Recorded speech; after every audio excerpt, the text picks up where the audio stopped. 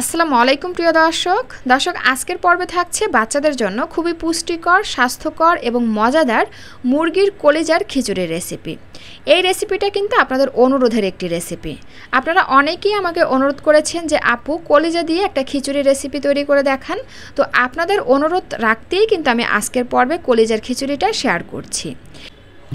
এইভাবে কলিজা দিয়ে খিচুড়ি রান্না করে আপনারা 8 মাস থেকে 5 বছর বয়সী বাচ্চাদেরকে সকালে, দুপুরে কিংবা রাতের প্রধান খাবার হিসাবে দিতে পারবেন।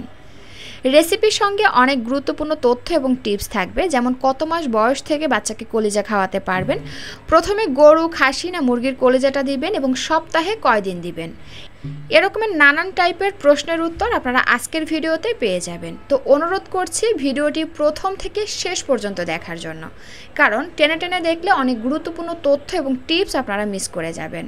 তো চলুন আমরা মূল রেসিপিতে চলে যাই। তো এজন্য প্রথমেই নিয়ে নিলাম 4 পিস মুরগির কলিজাগুলোকে একটা ছুরির সাহায্যে ছোট ছোট টুকরা করে কেটে নিচ্ছি।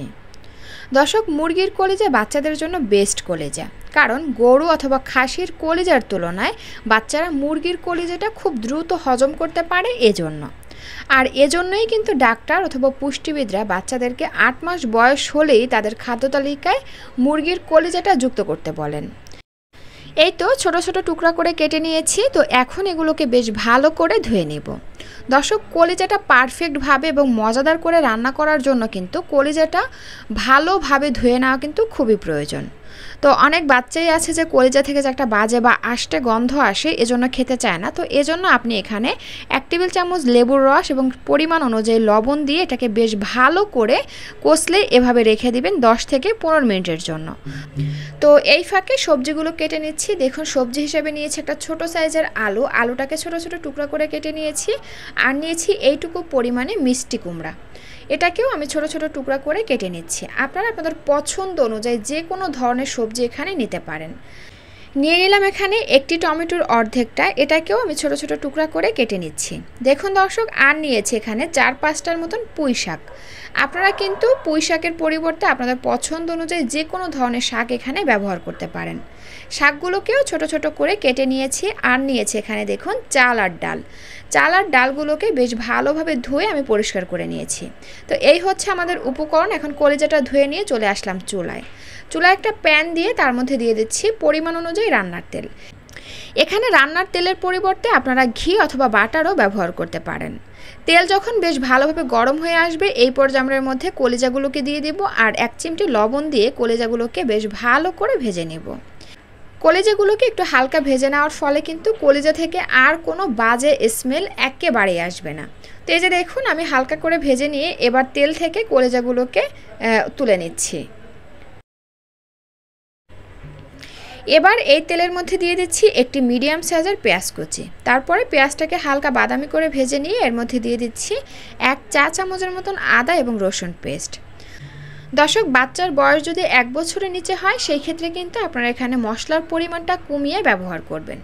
আর হচ্ছে কি পরিমাণে চাল, ডাল, সবজি নিচ্ছেন তার উপরেও কিন্তু মশলার পরিমাণটা নির্ভর করবে।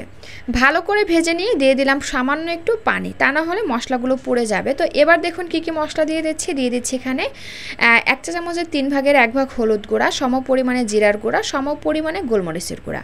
এটা একেবারে অপশনাল, বাচ্চাদের ঝাল খেতে না পারে সেই ক্ষেত্রে আপনারা এখানে মরিচের গুঁড়াটা স্কিপ করে যাবেন। আর হাতে যদি গোলমরিচের গুঁড়া না থাকে সেই ক্ষেত্রে কিন্তু আপনারা চাইলে এখানে কাঁচা মরিচও ব্যবহার করতে পারেন।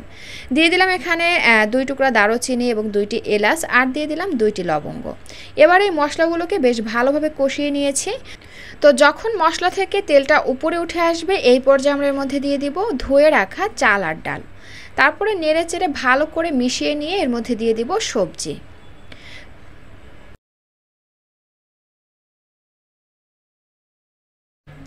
সবজিগুলোকে দিয়ে বেশ ভালো করে প্রতিটি উপকরণ মিশিয়ে নিব। তারপরে এর মধ্যে দিয়ে দিব কলিজা। তারপরে আবারও নেড়েচেড়ে মিশিয়ে নিয়ে একটা ঢাকনা দিয়ে ঢেকে এগুলোকে বেশ ভালো করে কষিয়ে নিব।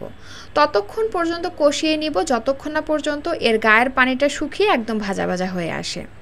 দর্শক, বাচ্চাদের খাবার শুধু পুষ্টিকর হলেই হবে না, এর পাশাপাশি হতে হবে মজাদার। কারণ বাচ্চাদের খাবার যদি মজাদার না হয় তাহলে আপনি যতই পুষ্টিকর করে খাবারটি রান্না করেন না কেনই বাচ্চা কিন্তু খাবে না। এটা কিন্তু শুধু বাচ্চাদের সমস্যা না, এটা আমাদের সবার সমস্যা। তাই অবশ্যই বাচ্চার খাবার খুবই যত্ন সহকারে মজাদার করে এবং পুষ্টিকর করে তারপরে রান্না করতে হবে। তো দেখুন সব কিছু ভালোভাবে কষিয়ে নিয়ে আমি এগুলোকে সিদ্ধ করার জন্য দিয়ে দিলাম পর্যাপ্ত পরিমাণে পানি। তারপরে একটা ঢাকনা দিয়ে ঢেকে এগুলোকে বেশ ভালো করে রান্না করে নিচ্ছি। তো ফিরে আসলাম প্রায় 15 থেকে 20 মিনিট পর। তো এরই মধ্যে দেখুন সব কিছু বেশ ভালোভাবে সিদ্ধ হয়ে গেছে। তো এখন হচ্ছে এর মধ্যে থাকা গরম মশলাগুলো তুলে নিয়ে একটা আলু ম্যাশারের সাহায্যে বাচ্চাদের পছন্দ অথবা খাওয়ার ধরন বুঝে খাবারটি আপনারা ম্যাশ করে নেবেন। আমি কিন্তু একটু হালকা দানাদার করে ম্যাশ করে নিয়েছি। আর এই তো দেখুন এখন কিন্তু বাচ্চাকে খাওয়ানোর জন্য একদম রেডি।